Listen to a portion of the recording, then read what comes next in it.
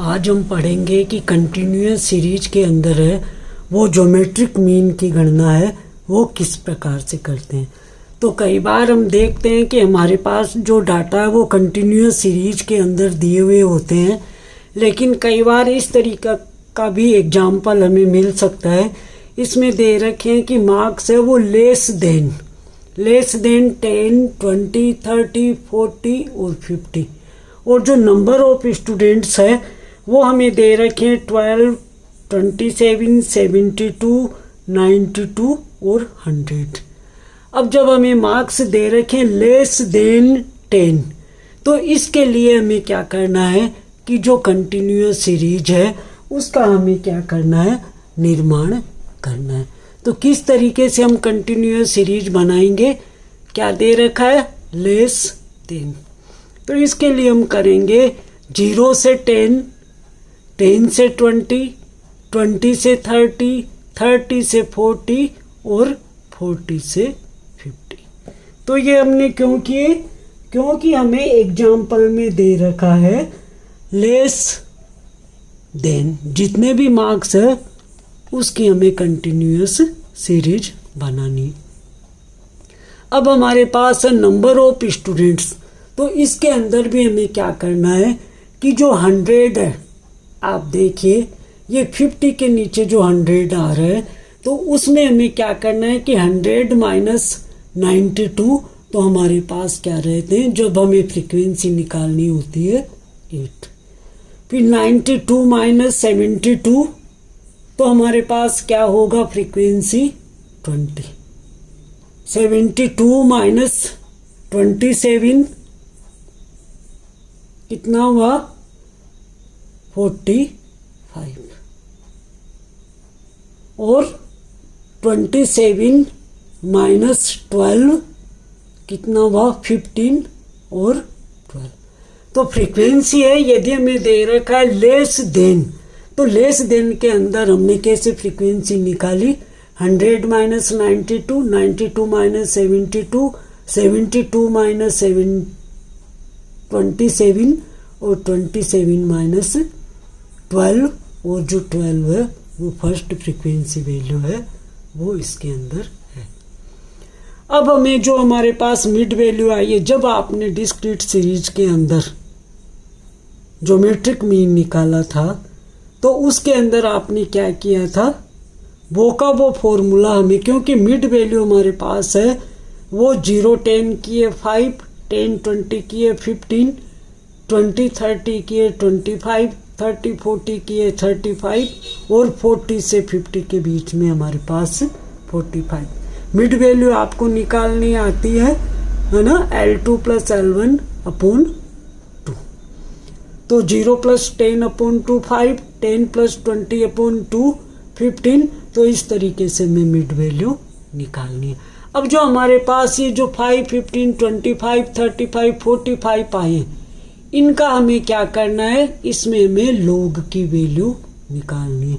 तो लॉग की वैल्यू आपको निकालनी आती है, 5 की जो लॉग वैल्यू है वो हमारे पास 0.6990, ठीक है। और जो 15 है, 15 की जो लॉग वैल्यू है हमारे पास 1.1761 आई है। और जो 25 है, 25 की हमारे पास है वो वैल्यू है 1.3979, और जो 35 की वैल्यू है वो है 1.5441, और 45 है उसकी हमारे पास है लॉग की वैल्यू है 1.6532। ये आपको निकालना आता ही है। अब हमें क्या करना है कि जो लॉग है, जो मिड वैल्यू है उसका हमने जो लॉग की वैल्यू निकाली है, इस लॉग की वैल्यू को हम फ्रीक्वेंसी से मल्टीप्लाई करते हैं। फ्रीक्वेंसी निकालना आपने सीख ही लिया। ये हमने क्यों निकाली, क्योंकि यहाँ पे हमें दे रखा था एग्जाम्पल में लेस देन, ठीक है। कई बार क्या होता है कि आपको 0 से 10, 10, 20, 20 से 30, 30 से 40 और 40 से 45 है, वो इसी तरीके की वैल्यू दी हुई आती है। तो आप क्या करते हैं, डायरेक्ट मिड वैल्यू निकाल लेते हैं। और जो नंबर ऑफ स्टूडेंट है, जैसे फ्रीक्वेंसी डायरेक्ट आपको दी हुई आई है, जैसे 12, 15, 45, 28, तब तो आप क्या करते हैं, इसको डायरेक्ट फॉर्मूला लगा के या डायरेक्ट मेथड से आप इसको सोल्व कर लेते हैं। लेकिन यदि हमारे पास इस तरीके का एग्जाम्पल है जिसमें लेस देन दिया हुआ है, तो हमें फ्रीक्वेंसी है वो फ्रीक्वेंसी इस तरीके से निकालनी पड़ती है और कंटिन्यूअस सीरीज है वो इस तरीके से तैयार करनी पड़ती है। तो जो log x और f है, तो हम जो log x की जो वैल्यू आई है उसको हम किससे मल्टीप्लाई करेंगे, फ्रीक्वेंसी से। तो आप करके देखिए, 0.6990 को हम जब 12 से मल्टीप्लाई करेंगे तो हमारे पास जो है वैल्यू आएगी 8.3880। और जब 1.1761 को हम 15 से मल्टीप्लाई करेंगे तो हमारे पास आएगी वैल्यू 17.6415। जब 45 को हम 1.3979 से मल्टीप्लाई करेंगे तो हमारे पास आएगी क्या संख्या आएगी, 62.9055। इसी तरीके से 1.5441 को हम 20 से मल्टीप्लाई करेंगे तो 30.8820 है वो हमारे पास संख्या आएगी। और जब हम 1.6532 को 8 से मल्टीप्लाई करेंगे तो 13.2256 है वो हमारे पास संख्या आएगी। तो आप इसको दोबारा करके देख लीजिएगा कि ये जो हमारी संख्याएं हैं वो सही है या नहीं। अब आपके समझ में आ गया कि जो log की वैल्यू आई है उसको हम फ्रीक्वेंसी से मल्टीप्लाई करेंगे और मल्टीप्लाई करने के पास हमारे पास है log x इंटू f, ये संख्याएं आती है। जब हम इन संख्याओं का जोड़ कर लेते हैं तो हमारे पास संख्याएं क्या आएगी, 133.0426। ठीक है।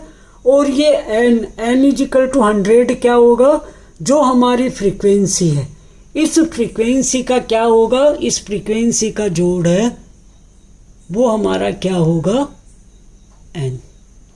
ठीक है। अब हम फॉर्मूला लगा देते हैं। तो आगे देखिए कि जब हम ज्योमेट्रिक मीन का फॉर्मूला लगाते हैं, क्या होता है ज्योमेट्रिक मीन का फॉर्मूला, बताइए आप। ज्योमेट्रिक मीन का फॉर्मूला क्या होता है बताइए। Geometric mean is equal to anti log sigma log x into F upon n। तो इस फॉर्मूले के अंदर जो हमारे पास संख्याएं आई है वो हम इसमें रख देते हैं। तो anti log x into F का जो मान है वो हमारे क्या पास है 133.0426 और जो n का मान है, n का मान हमारे पास कितना है 100। तो 100 हम इसके अंदर रख देते हैं। तो हमारा एंटी लॉग हुआ 1.3304 और जब हम ज्योमेट्रिक मीन देखते हैं इस एंटी लॉग में तो हमारे पास आता है इसका आंसर 21.40, 21.40। तो ज्योमेट्रिक मीन हमारा क्या होगा 21.40, ये हमारा क्या होगा आंसर होगा। ठीक है। आपको समझ में आया कि कंटिन्यूअस सीरीज के अंदर हम ज्योमेट्रिक मीन की कैलकुलेशन है वो किस प्रकार से करते हैं। यदि हमारे पास डायरेक्ट संख्याएं दी हुई आती है, जैसे कंटिन्यूअस सीरीज बनी हुई आती है, जैसे 0 से 10, 10 से 20, 20 से 30, 30 से 40 और 40 से 50। यदि नहीं डायरेक्ट बनी हुई कंटिन्यूअस सीरीज आती है और लेस देन होता है तो जो पहली संख्या होती है उस संख्या से हम, अब इसके अंदर आप देखिए कि 10 और 20 के बीच के अंदर है, 10 और 20 के बीच के अंदर है कितना गैप है बताइए। 10 और 20 के बीच में है वो गैप है वो कितना है 10 का गैप है। है ना। तो हम क्या करेंगे, जो कंटिन्यूअस सीरीज बनाएंगे तो 0 से 10, 10 से 20, 20 से 30, 30 से 40 और 40 से 50 हो जाएगा। और इसी तरीके से जो फ्रीक्वेंसी है वो इस तरीके से संख्याओं में से घटती जाएगी। ठीक है, आपको समझ में आ गया? Thank you students.